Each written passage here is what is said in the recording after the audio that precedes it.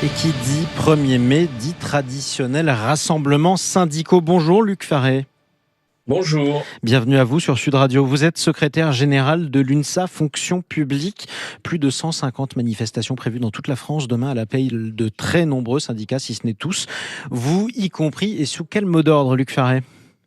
Écoutez, nous représentons les agents publics, les fonctionnaires et les contractuels d'ailleurs. Nous avons décidé d'accentuer, de mettre la pression sur le gouvernement sur la question salariale, sur la question des salaires.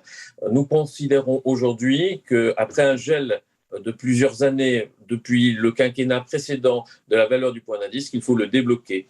Et l'engagement du président de la République aujourd'hui, qu'il a tenu pendant la campagne électorale, nous amène à considérer qu'il ne faut pas que ce soit qu'un déblocage symbolique, mais un déblocage important. Et nous proposons 10% d'augmentation de la valeur du point d'indice. Et on voit que l'inflation assez haute, vous avez cité tout à l'heure 4,8% par l'INSEE, montre bien que cela devient très urgent, et en particulier pour tous les agents publics les moins rémunérés. Alors concrètement, quand on parle de 10% d'augmentation du point d'indice, c'est un peu technique pour quiconque vous écoute qui n'est pas forcément fonctionnaire. Ça se traduit comment sur la feuille de paye ? Si j'augmente le point d'indice, concrètement, si je gagne le salaire moyen français, mais en traitement en tant que fonctionnaire, ça fera combien de plus dans ma poche ? Écoutez, si on estime que ça fait autour de 200 € par mois, qui représente quelque chose d'important, mais c'est quelque chose aussi d'absolument nécessaire au regard de la réalité du coût de la vie aujourd'hui. Et demain, 1er mai, c'est l'occasion de dire que les organisations syndicales qui appellent disent avec les agents, avec les Français, que lors de la fête du travail, on demande au gouvernement employeur de prendre ses responsabilités d'employeur. Le président de la République, Emmanuel Macron, a été réélu largement dimanche dernier contre Marine Le Pen. Malgré cela, il a été très critiqué au cours de son premier quinquennat pour un manque de dialogue et de concertation avec les syndicats. Vous attendez-vous à ce qu'il change de méthode pendant son deuxième quinquennat, Luc Faré ? Tout à fait. Nous attendons à ce qu'il y ait un véritable dialogue social sur tous les sujets, pas seulement sur quelques-uns. Nous avons noté, nous, une inflexion pendant le quinquennat précédent.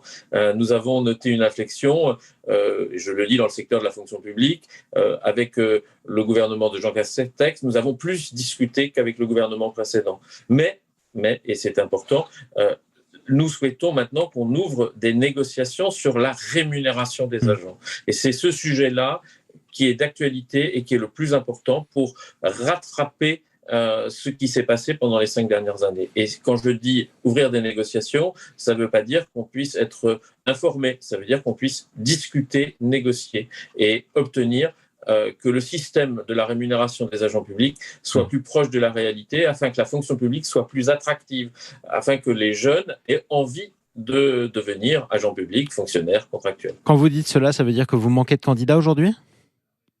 Tout le monde note qu'il y a une désaffection vers le secteur public. Et donc, aujourd'hui, c'est un enjeu pour que la fonction publique reste une fonction publique de qualité, une fonction publique avec des talents.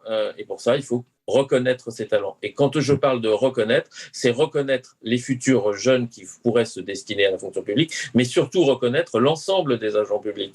Vous vous souvenez, nous nous souvenons tous que grâce à eux, on a tenu pendant toute cette période de Covid, par exemple. Oui, personne n'a dit le contraire. D'ailleurs, grâce à aussi beaucoup d'agents privés qui étaient notamment dans les supermarchés, les caissiers. Effectivement, ça c'est important de le souligner. Dernière question, est-ce que vous craignez un quinquennat tendu sur le front social avec beaucoup de grèves et de manifestations ? Écoutez, ça dépendra de l'attitude du gouvernement. Et au-delà de ça, à quoi vous attendez-vous globalement ? Alors, il y a un enjeu aussi important pour le 1er mai, c'est la question des retraites. Si le gouvernement bouge l'âge légal, qui est aujourd'hui de 62 ans, oui, nous attendons à ce qu'il y ait des mobilisations, parce que pour nous, c'est une question de justice et de justice sociale pour l'ensemble des Français. Et en tout cas, c'est un sujet qui reste aussi brûlant. Merci beaucoup, Luc Faré, secrétaire général de l'UNSA Fonction publique, qui battra le pavé demain, comme de très nombreux syndicats, si ce n'est tous d'ailleurs, pour la fête du travail, le 1er mai. Mais le 1er mai, on fait aussi autre chose, on achète du muguet.